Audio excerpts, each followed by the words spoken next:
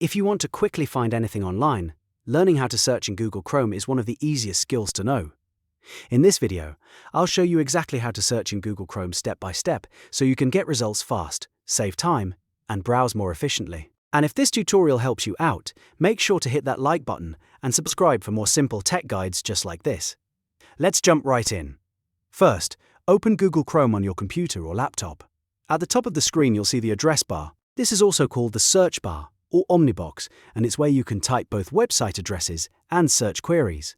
To begin your search, click inside the top address bar.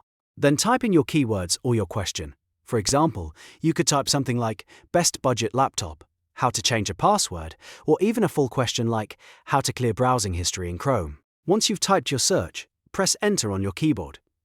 Google Chrome will instantly take you to the search results page and show you a list of websites that match what you searched for.